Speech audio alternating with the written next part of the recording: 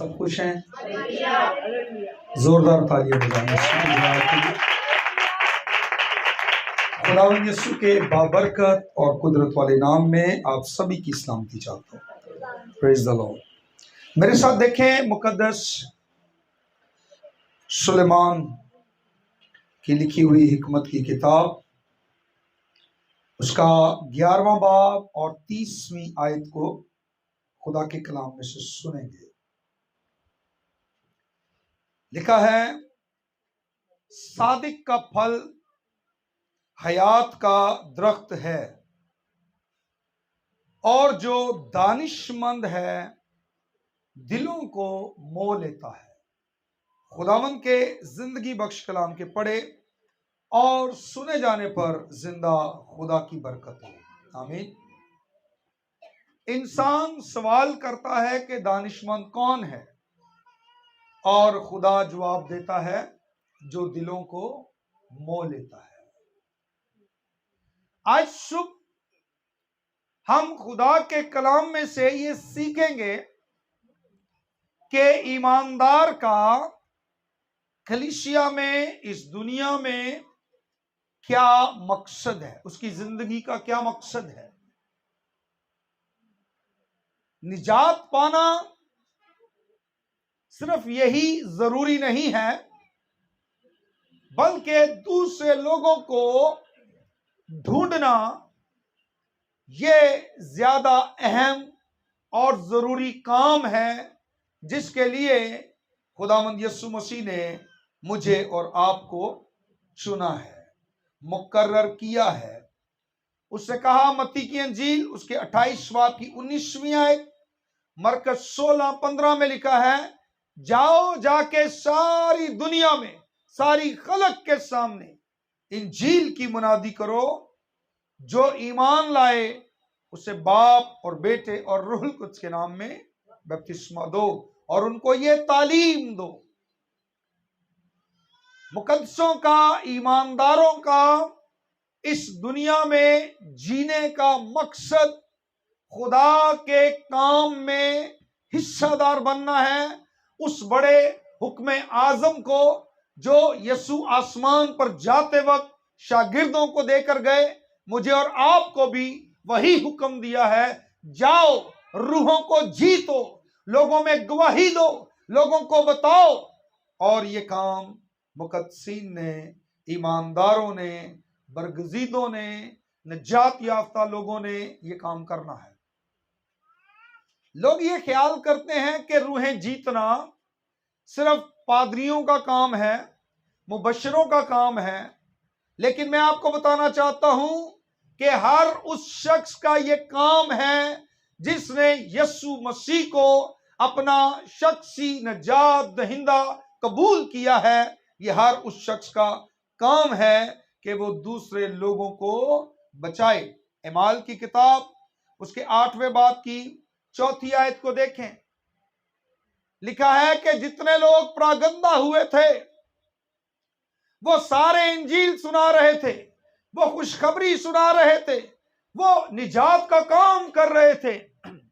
रसूल भी जो हैं वो निजात का काम कर रहे हैं, लोगों को खुशखबरी सुना रहे हैं और निजात का पैगाम लोगों तक लेकर जा रहे हैं। और सामरिया के अंदर और दीगर इलाकों में और जमीन की इंतहा तक वो यीशु के गवाह ठहरे हैं और उन्होंने यीशु मसीह की गवाही दी है, क्योंकि यीशु मसीह की जिंदगी का मकसद भी यही था कि लोग निजात पाएं। लूका की इंजील यीशु मसीह ने कहा, इब्ने आदम खोए हुओं को ढूंढने और निजात देने के लिए आया है, और उसने हमें अपने साथ इस काम में हिस्सादार बनाया है, पार्टनर बनाया है, और हमें पूरी जान फिशानी के साथ इस काम को करना है। हम ये मत सोचें कि ये काम किसी पादरी, किसी मिशनरी का है, ये काम हम सबका है। हमें लोगों तक कलाम को लेकर जाना है और हमें इंजील की मुनादी करनी है, ना कि अपने हालात की। लेकिन जब आप कलाम सुनाएंगे, जब आप यीशु की गवाही देंगे, जब आप इंजील सुनाएंगे, जब आप खुशखबरी देंगे, लोग निजात पाएंगे, जिंदगियां तब्दील होंगी, ईमान पैदा होगा, लोग खुदा के करीब आएंगे और लोग खुदा को जानने और पहचानने वाले होंगे। इमाल की किताब उसका पहला बाब 8वीं आयत लिखा है, जब रूह कुद्स तुम पर नाजिल होगा तो तुम कुव्वत पाओगे और जमीन की इंतहा तक मेरे गवाह होगे। हमें रूह कुद्स इसीलिए मिला है या इसीलिए दिया गया है ताकि हम खुदा का काम करें, हम गवाही दें, हम रूहों को जीतने वाले हों, हम लोगों के लिए निजात का बायस बने, हम लोगों के लिए तब्दीली का बायस बने। और अगर हम खुदा का काम नहीं कर रहे तो बाइबल मुकद्दस ये साफ साफ कहती है कि अगर हम निजात के काम में शरीक नहीं हैं, अगर हम निजात का काम नहीं कर रहे तो अपने आप को यीशु का शागिर्द भी मत कहें कि मैं यीशु का शागिर्द हूं। यीशु के शागिर्दों ने उस अजीम हुक्म की तामील की है और उसके हुक्म को पूरा किया है और लोगों को यीशु के पास लाए हैं।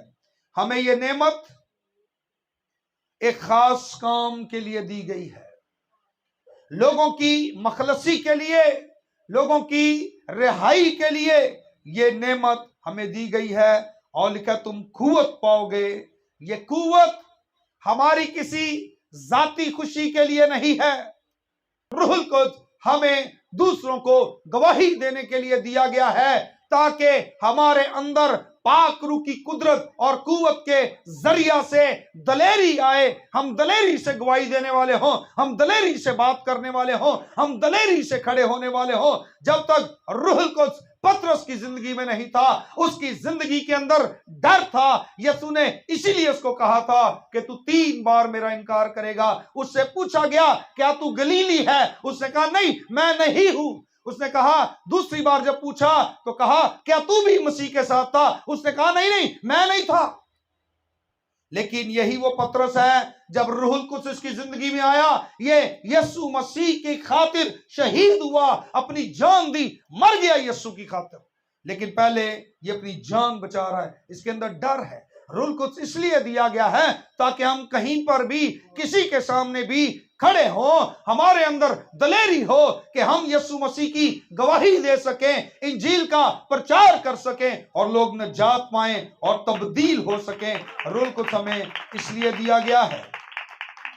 देखिएगा याकूब का खत 5वां बाब 20वीं आयत, यह आपको इसलिए दिया गया है कि आप लोगों के बंधनों को खोल सकें, आप लोगों को मौत से रिहाई दिला सके। आप पढ़िएगा जरा याकूब 5:20 को, इस सवाल को जरूर पढ़ें बावाज बुलंद। तो वो ये जान ले कि जो कोई किसी गुनहगार को उसकी गुमराही से फेर लाए वो एक जान को मौत से बचाएगा और उसके बहुत से गुनाहों पर पर्दा डालेगा। हमें लोगों को मौत से बचा कर लाना है और यहूदा के खत में लिखा है झपट कर लोगों को आग में से निकालो। हमने निजात पा ली है तो हमारे अपने ही मामलात नहीं खत्म होते। मुझे एक बात की आज तक समझ नहीं आई, माजरत के साथ जो भी इस बात को सुन रहा है, जब हम निजात पाते हैं उसके बाद हम एक बहुत हाई लेवल का प्रोटोकॉल मांगते हैं, क्योंकि मैं तो निजात पा चुका हूं, अब मैं मसीह का हूं। हम निजात के काम को भूल गए हैं। हमें यीशु ने प्रोटोकॉल के लिए नहीं बुलाया है। खादमों के बारे में भी लिखा है कलाम अक़दस में कि हम उन लोगों की मानिंद हैं जिनके कत्ल का हुक्म हो चुका है। हम सारी जिंदगी फरिश्तों के लिए तमाशा हैं, आदमियों के लिए तमाशा हैं, कूड़ा और झड़न की मानिंद है। लेकिन हम अपने आप को कोई डेकोरेशन पीस समझते हैं, कोई बड़ा मास्टरपीस, कोई बड़ा महंगा कीमती पीस अपने आप को समझते हैं। हमें इज्जत नहीं मिली, हम चर्च नहीं जाएंगे। हमें यीशु ने रूहों को जीतने के लिए मुकर्रर किया है, चुना है और कहा है नौकर मालिक से बड़ा नहीं होता। अगर उन्होंने मेरी नहीं सुनी तो तुम्हारी भी नहीं सुनेंगे। अगर मुझे सताया है तो तुम्हें भी सताएंगे, अगर मुझे दुख दिया है तुम्हें भी दुख देंगे। जीसस ने यह कहा है। जाएं, जाकर रूहों को जीते, लोगों को यीशु के पास लाइए। लोग समझते हैं मुनादी करना, रूहें जीतना बहुत आसान काम है। यह काम बड़ा मुश्किल है। जब आप रूहें जीतेंगे, जब आप निजात के काम के लिए आगे बढ़ेंगे, तो आपकी जिंदगी में मुश्किलात और रुकावटें आएंगी। आपको पता चलेगा, आपकी मुखालफत की जाएगी, आपके लिए दरवाजे बंद किए जाएंगे, आपके लिए हालात मुश्किल तरीन होते जाएंगे। लेकिन वही वो वक्त होगा जिसमें आप लोगों की नजात का बायस होंगे। इसी तरह हर उस ईमानदार के लिए, उस खादम के लिए, उस बरगजीदा के लिए किसी रूह को जन्म देना, एक औरत जिस तरह बच्चे को जन्म देती है, उससे किसी भी हद तक यह कम नहीं है। और रसूल कहता है मुझे दोबारा जनने के से दर्द लगे हैं। इसी तरह जब एक ईमानदार किसी रूह को जन्म देता है, मत सोचें यह बड़ा आसान है किसी का ज़हन तब्दील करना, किसी की जिंदगी को बदल देना, किसी की आदतों को बदल देना, किसी की सोच को बदल देना। यह एक मिरेकल है, और यह मिरेकल वही कर सकते हैं जो रूह से मामूर है। और इसीलिए खुदा ने आपको पाक रूह की कुव्वत और कुदरत से भरा है, क्योंकि यही वो ताकत है जो इंसान की नेचर को, खसलत को, सरिश्त को बदल सकती है। और हमें इस काम में आगे होकर हिस्सा लेना है ताकि हम यीशु के लिए रूहों को जीत सकें। निजात याफ्ता जो लोग हैं उनको ये बरकतें मिलती हैं। जो निजात पाते हैं, पहली चीज उनको खुशी हासिल होती है।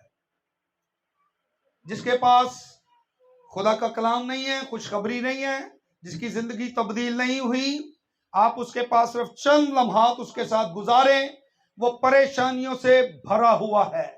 उसके पास परेशानियां ही परेशानियां, मुश्किलें ही मुश्किलें, तबाहियां ही तबाहियां हैं। लेकिन जब वो निजात पाता है तो उसकी जिंदगी खुशी से भर जाती है। नंबर 2, उसको पाकीज़गी हासिल होती है। नंबर 3, उसको खुदा का जलाल नसीब होता है। और नंबर 4, खुदा की रफाकत हासिल होती है।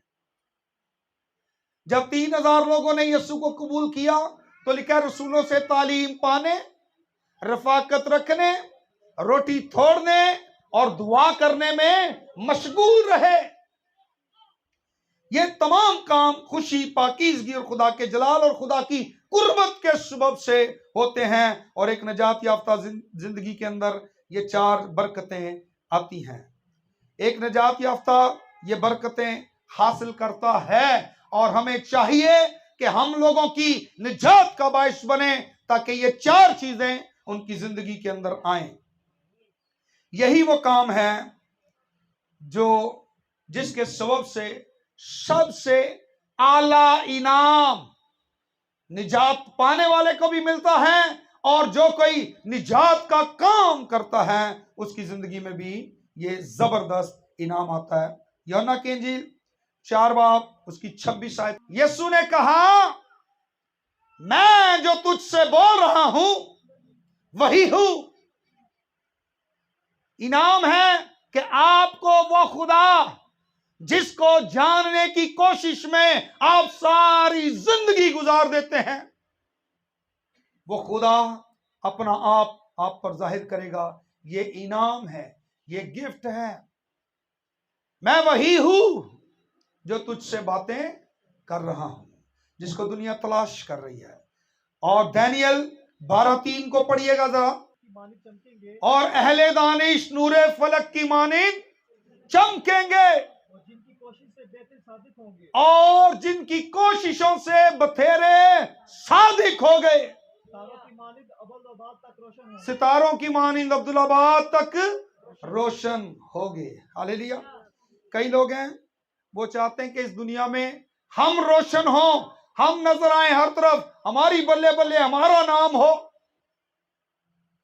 ये चीज मैटर नहीं करती। दुनिया में कई ऐसे रोशन सितारे हैं जिनकी चमक, जिनकी रोशनी मांद पड़ जाएगी,